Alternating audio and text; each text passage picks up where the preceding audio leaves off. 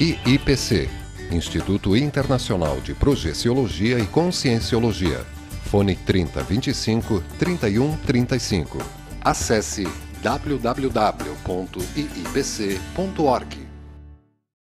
Olá, uma ótima tarde a você que tem acompanhado a programação da TV Floripa, no canal 4 da NET e também no site da TV, o www.tvfloripa.org.br.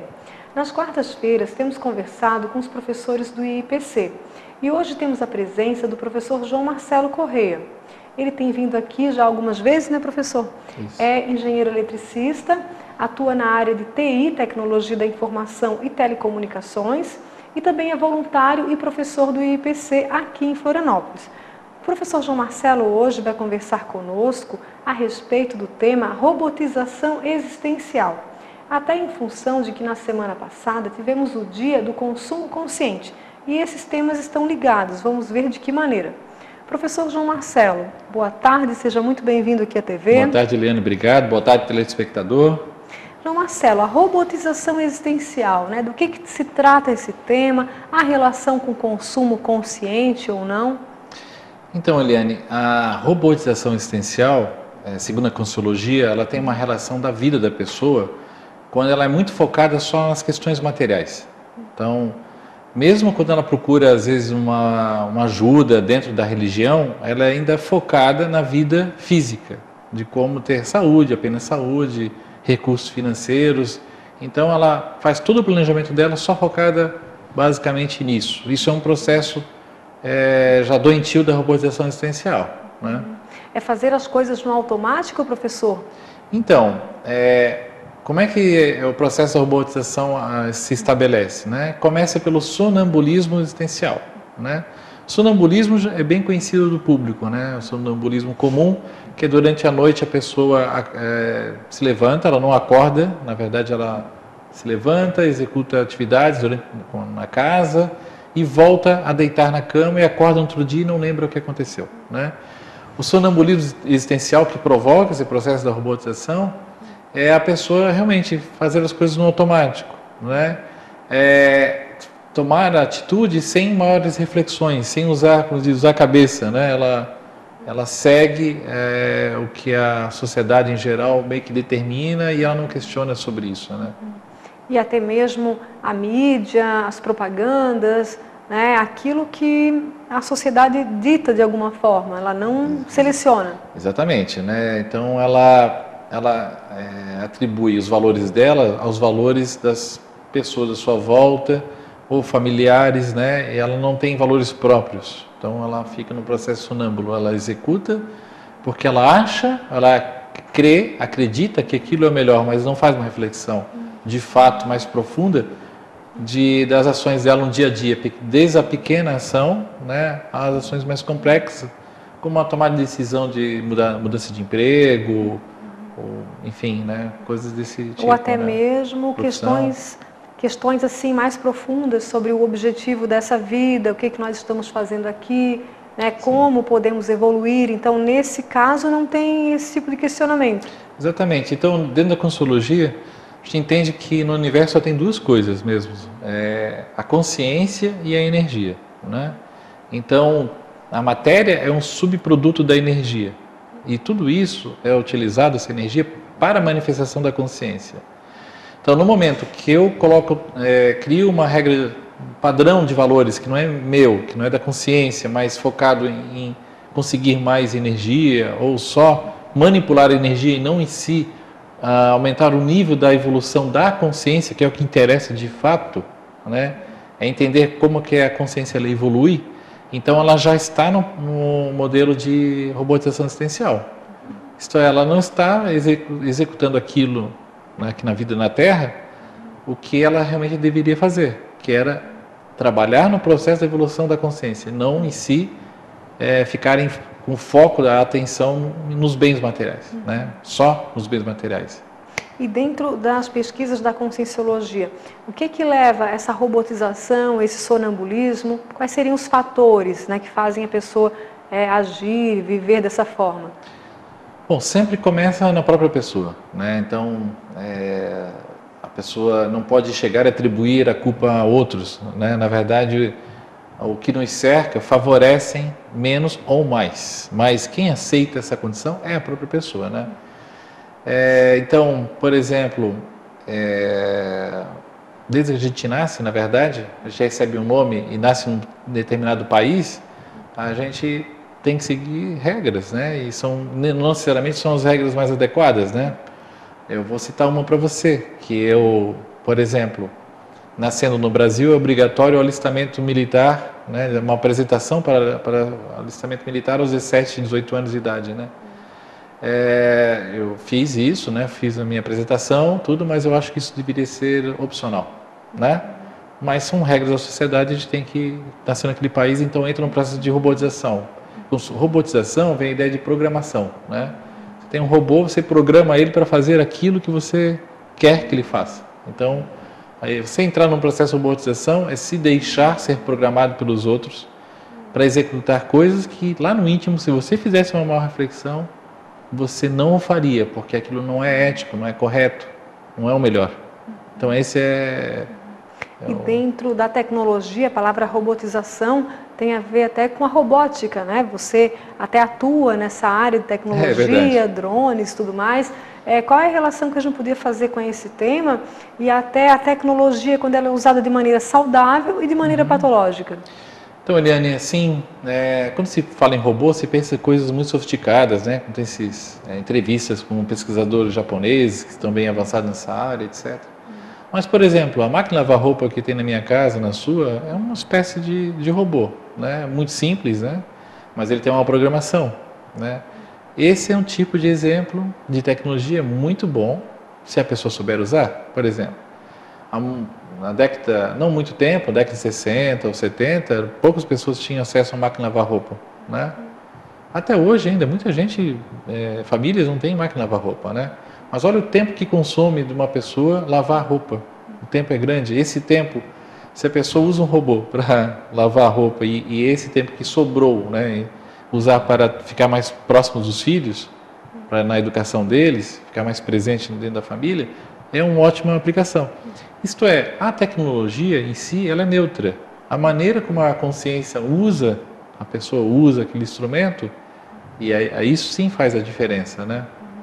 Então isso tem a ver até com seleção, com saber escolher, né? O que comprar ou não, o que eu vou fazer com o meu tempo livre, se eu vou fazer atividades saudáveis, se eu vou aí usar esse tempo para atividades assim estagnantes, né? Sim. Que também gerem robotização. Então, a gente percebe dentro dos estudos na conscienciologia, né, que onde é que mostra que a pessoa está num processo de robotização bastante crítico? Quando já está há décadas atuando da mesma forma e ela está triste, sentindo uma melancolia íntima, desgostosa com ela mesma e não consegue explicar isso para ela não consegue entender. Porque existe outra área que é a área da lavagem cerebral, que ele chama, né? Então a pessoa está com o cérebro lavado, isso é, ele não consegue pensar diferente, não consegue ter criatividade. Então é como se ele criasse uma cadeia e ele se enfiasse dentro da própria cadeia, né? Então isso aí é um processo de robotização onde a pessoa não se sente presa e não consegue sair daquele sistema que ela mesma criou para ela, né? Então aí que vem o estudo, né? O domínio das bioenergias, para ela pensar diferente e fazer a reciclagem íntima primeiro, na maneira de pensar, revisitar os valores, revisitar assim durante o dia quais são as rotinas que na verdade ela achava que eram boas, mas muitas vezes são vícios, né? Rotinas que são negativas para ela. Quais são as rotinas novas que ela vai incorporar no lugar daquelas que ela vai tirar, que ela já identifica que não presta. E quando ela começa a executar isso, então ela já está praticando a reciclagem, que a gente chama na conscienciologia, da reciclagem existencial. a maneira de agir, de viver, né? Aí ela vai saindo dessa condição mais robotizada. Isso. E você falou em domínio das bioenergias, né? Seria uma maneira de sair dessa condição, então?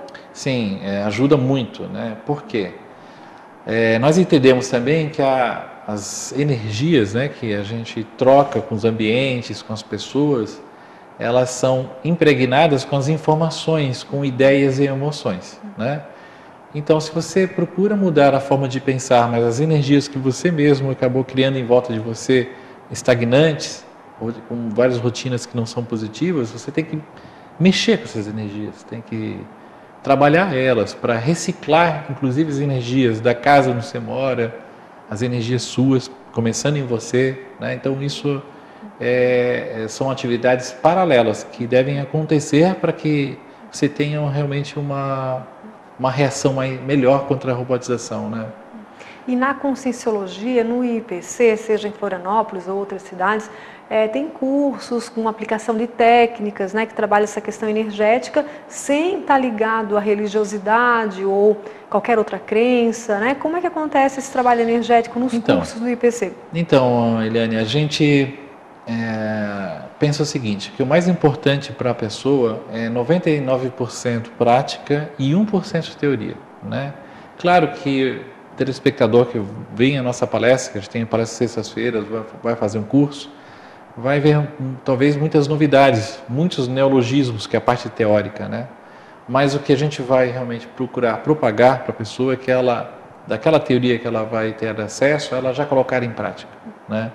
É isso que faz a diferença. Então, quando você coloca em prática e experimenta, aí você já sai do ciclo da crença, porque acreditar por exemplo, seguir alguma tradição, que alguém diz que aquilo ali é bom, né? E a pessoa faz, mas ela não faz nenhuma investigação, ela não faz nenhuma anotação, ela não faz nenhuma correlação de executar aquela atividade que melhorou para a vida dela, né? Muitas vezes ela segue alguma tradição, algo assim, algo melhora para ela, e ela acha que foi aquilo que ela fez que resolveu o problema dela, mas muitas vezes não tem absolutamente nada a ver, né? Então, a nossa proposta é essa, a pessoa realmente ganhar tempo, ganhar mais energia para ela, saúde, usando o lado que a gente chama de mental soma, para fazer uma reflexão maior e de maneira científica executar as coisas. Isso a gente entende que é o melhor caminho que a gente conhece até o momento, né? De fazer uma revisão da vida, das rotinas, através do modelo científico da autopesquisa. E o que muda na vida da pessoa? O que ela passa a perceber de diferente? Que tipo de questionamento ela passa a fazer depois que tem esse domínio energético? Geralmente acontecem duas coisas, né? Primeiro, ela começa a perceber mais os traços fortes que às vezes ela não conhecia. O que é positivo dela, que é o que impulsiona para a evolução, né? Ao mesmo tempo, ela vai, claro, que ela quer fazer a mudança, ela tem que aceitar, né, e listar os traços ruins dela, que gera aquelas rotinas ruins, que gera robotização. Ela tem que tirar debaixo do tapete, mas sempre com aquele olhar do lado positivo dela. O que ela pode usar do que ela tem de positivo para minimizar ou extinguir aqueles traços negativos dela. Então, esses são os primeiros sintomas que um aluno que começa a fazer os cursos com a gente levanta. E aí vem um ponto da decisão, ou continuar, né, isto é, levantando isso, né, os traços bons e ruins e fazendo um trabalho em cima, ou desistir. Porque às vezes tem aluno que, às vezes não é todo mundo que gosta de tirar do tapete a sujeira, né, e limpar, né? Só às vezes levanta e diz assim, não, acho que eu vou ficar robô mesmo, estou feliz assim, vou seguir lá minha rotina, né, e acha que aquilo ali de alguma forma vai trazer uma felicidade para ela, né? E a gente também respeita isso, né? Porque senão seria o processo religioso, né? De salvacionismo, né? Claro. Isto ou segue a gente ou não vai para o céu, aquela coisa que é imposta da religião, que a gente não tem nenhuma ligação com esse tipo de pensamento, né? Agora, o processo evolutivo ele é de cada um. Uma vez que a pessoa descobre, descortina essa realidade energética, é difícil voltar atrás, né? Depois que entende, que compreende. Exatamente. Então, o telespectador aqui que está vendo a gente, né? Pense muito nisso, né? Da possibilidade de fazer um autoenfrentamento, porque quando a gente começa a fazer uma autopesquisa, identifica que de fato tem bastante coisa para mexer, né? É assim que acontece. Mas a gente está lá no Instituto para ajudar, a gente tem muitas técnicas, né, para dar o apoio. Ok. Estamos conversando então com o professor João Marcelo Corrêa, do IPC Florianópolis, a respeito do tema robotização consciente, aliás, robotização existencial e o consumo consciente. Teremos um breve intervalo, na sequência retornaremos com essa conversa. Até daqui a pouco.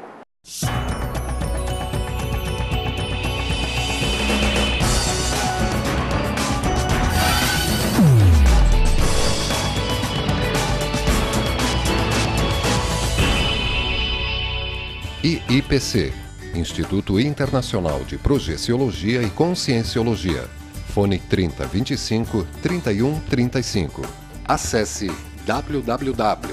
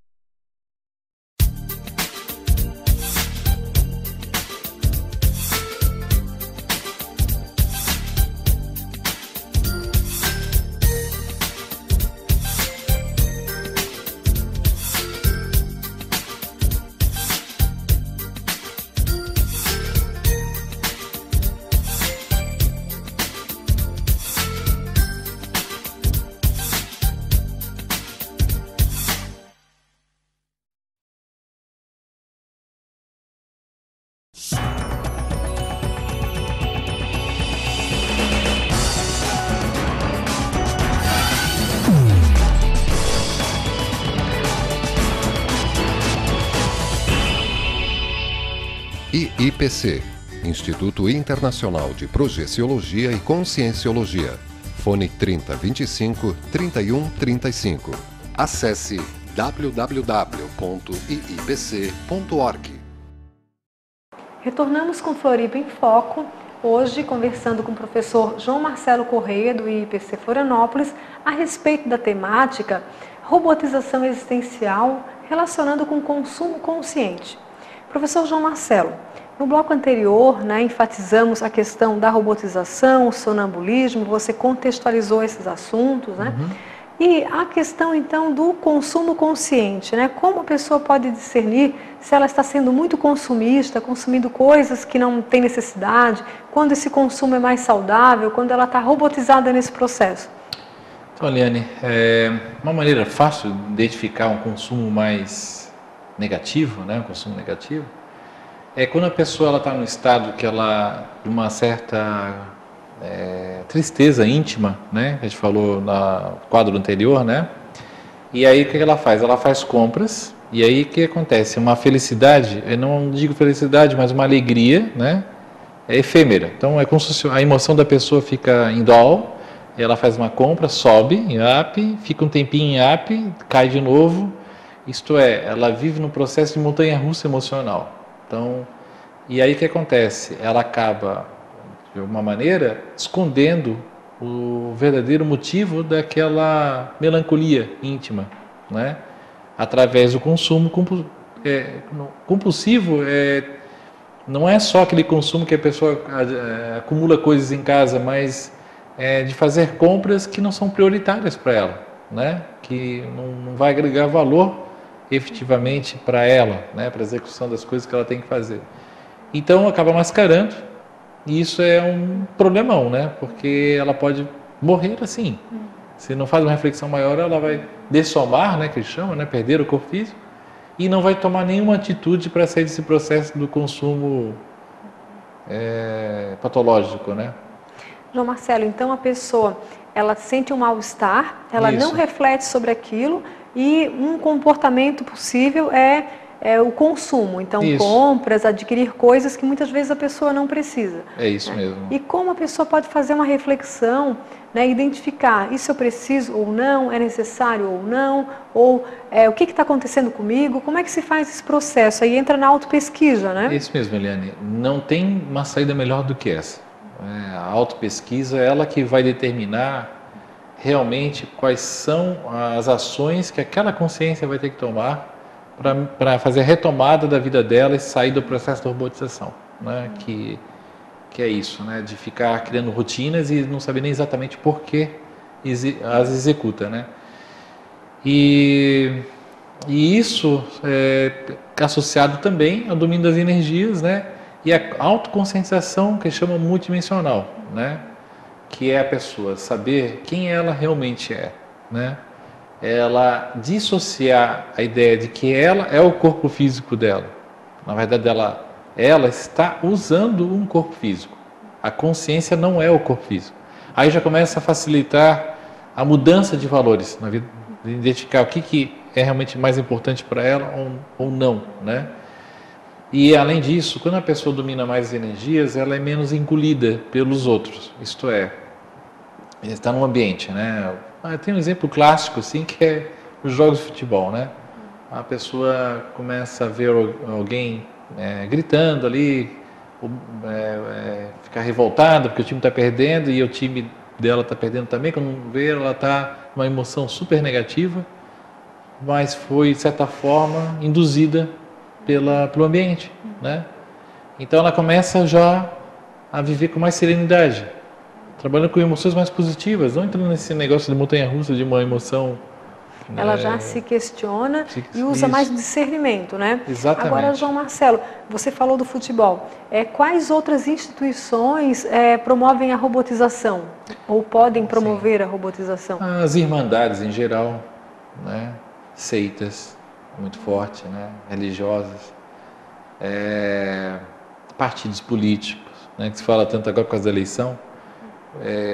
Exemplo, né? A pessoa vai e defende um candidato, sabe perfeitamente que aquela pessoa não é boa, né? Mas por causa de um bem comum, entre aspas, que ela coloca, então ela vai lá e defende aquela pessoa. Então ela é robotizada. É uma pessoa robotizada. É meio que um fanatismo, não é? É meio fanatismo. Do que a gente fala é futebol, política e religião. Então as pessoas às vezes até não opinam, algumas opinam e discutem, né, em função de não questionar, não tem o senso crítico. Exato, porque geralmente quando envolve muita emoção ali, a emoção é muito forte nessas áreas, né? Então, você pode telespectador, né, pega lá o Facebook, faz uma análise, você vê muito bate-boca, né? Mais uma discussão mais profunda, mais correta, é muito difícil, né? Quando a pessoa começa a defender um partido, defender uma pessoa, ou defender uma religião, não existe a razão. Existe uma discussão, muita discussão, mas a razão ela é muito questionável, né? Porque existe esse processo da emoção e do fanatismo envolvido, né? E a pessoa ela está num processo de robotização existencial, né? Vamos explorar mais essa questão, assim. Como é que ela pode identificar no seu dia a dia, nas suas rotinas, né? A gente até falou um pouco no outro bloco, rotinas mais que geram vícios, ou rotinas mais virtuosas, rotinas mais saudáveis, né? Como é que ela pode identificar, a minha vida está muito robotizada? Ou, vou tentar sair e passar a ter uma rotina mais autoconsciente. Como é que se faz essa virada? Olha, primeiro, para a pessoa identificar, ela olhar para trás e ver o quanto que ela mudou para melhor. Se ela não consegue enxergar uma mudança na vida dela como consciência, então ela realmente está no processo de robotização. Isso é a mesmice, né? Agora, fazer virada. Então a virada é a autopesquisa. Autopesquisa e dominar as energias, né? Usando mais o discernimento, usando, a gente chama de usar o lado mental somático, né? Pensar mais com o lado mental mesmo, não o lado emocional. Como se diz, agir pelo coração, né? Que pessoas dizem, não, que o bom é agir pelo coração. A gente, dentro da Consciologia, pelos nossos estudos, a gente viu que não é por aí que vai trazer o melhor resultado para a saída da robotização existencial. Às vezes até por usar o coração, né? Como dizem, né? No ditado popular, é que se mantém robotizado, né? Agir onde a emoção determina o que ela vai fazer, não o lado das ideias, o campo das ideias, né? E fazer a reciclagem da vida mesmo, olhar para trás e identificar assim, o que eu posso fazer diferente, né? Disso que eu estou fazendo, eu consigo crescer ainda com essa forma de agir, essas atividades que eu executo? Existe espaço para crescimento, para uma evolução maior? Se a pessoa dizer sim, então o que eu tenho que fazer dentro desse movimento? Se dizer não, então realmente a pessoa aceitar o fato que ela deve, às vezes, fazer uma virada de mesa, como a gente chama, né? E João Marcelo, fazer virada de mesa. João Marcelo, onde entra a questão da assistência, né? Porque na Conscienciologia, até os professores que têm vindo aqui, têm falado bastante que essa evolução não é para a pessoa evoluir sozinha, não evolui sozinho. Então a pessoa sai da robotização, mas não é só para a vida dela melhorar, né? Como é que é essa questão? Então, Eliane, assistência. A gente está falando bastante da autoassistência, né? Durante a entrevista até agora, que esse é o início do princípio, né? Se eu não me assisto, eu não consigo sair do meu processo de robotização, como é que eu vou ajudar o outro, né? Eu não tenho exemplo para dar, né? A gente tem que ser exemplo para poder, inclusive, mostrar para as outras pessoas que, olha, está aqui um caminho que eu experimentei, fiz uma autoexperimentação, deu certo, olha onde eu estava aqui, cheguei aqui, né? Estava em um patamar menor e subi. E agora eu quero repassar esse conhecimento para você, se você dá um crédito, né, para fazer uma autoinvestigação nessa área e fazer. Então esse é um ponto, autoassistência. Em seguida que você se autoassistiu, já está numa condição mais sadia, né, então você já começa então a praticar justamente isso, esclarecer os outros, né. Até por sinal, essa sexta-feira, né, a gente vai ter uma palestra sobre assistencialidade, esclarecer ou consolar, é o título da palestra, né. Então tem duas formas de você fazer assistência. Uma que é o esclarecimento, que é fazer com que a própria pessoa saia do processo da robotização dela. A outra é consolação, que é ajudar ela, mas não dar todos os mecanismos e ensinar todos os mecanismos e recursos que a própria pessoa possa então fazer a evolução por conta própria. Isto é, eu ajudo, mas mantenho ela dependente de mim, né? A religião faz muito isso, né? Ajuda, mas tem um custo, tem um preço a se pagar, né? Como se fala. Uma crença que você tem que carregar para o resto da vida, acreditar em algo, ser fanático por uma ideia, né? Isto é, não abrir mão de uma ideia, é uma espécie de fanatismo, né? Não é só aquele fanatismo de gente que usa um colete cheio de bomba e sai por aí, né? Esse é um fanatismo extremo, mas tem outros fanatismos também, né? Agora, João Marcelo, você considera que é simples, que é difícil, é complexo a pessoa sair da robotização? Porque a nossa vida ela está toda estruturada, né, com rotinas, às vezes rígidas mesmo, né? Seja no trabalho, seja nas escolas. Como é que a pessoa ela se dá conta e como é que ela sai desse processo? Como é que foi, por exemplo, o seu caso? Tá. Então, o que eu posso dizer, Eliane, assim, não é fácil, não. Não é, assim, se eu dizer para você que é fácil, não é. Poucas pessoas conseguem sair desse processo, poucas mesmo, né? E aí, a minha recomendação foi o que eu fiz, buscar pessoas que trabalham no processo da assistência no modelo do esclarecimento, não da consolação, né? Isto é, grupos de pessoas que trazem uma bagagem de a parte teórica e dão espaço para que você mesmo, através da prática, possa tirar suas conclusões, sem nenhum mecanismo de lavagem cerebral, sem nenhum mecanismo de ter que acreditar em algum livro sagrado, instrução sagrada, ou participar de alguma irmandade, fazer juramentos, como as irmandades fazem, né?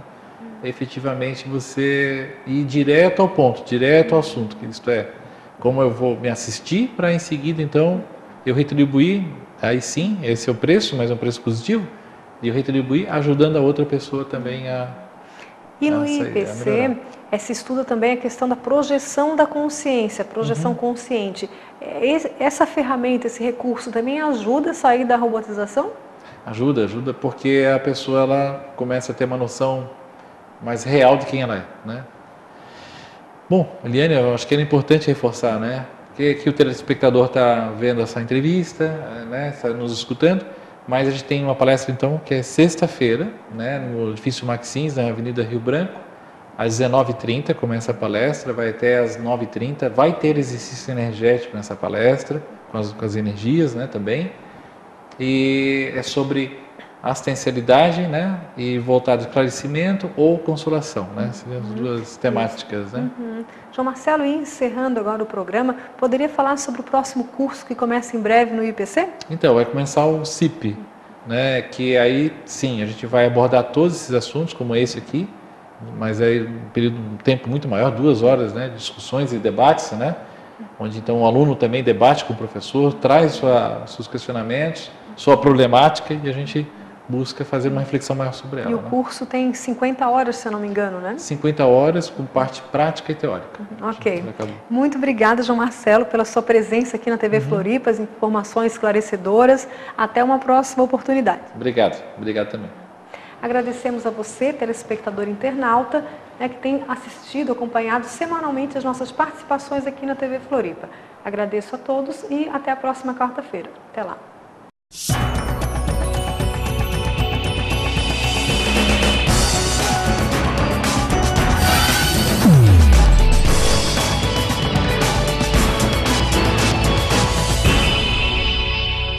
IIPC, Instituto Internacional de Projeciologia e Conscienciologia. Fone 3025 3135. Acesse www.iipc.org.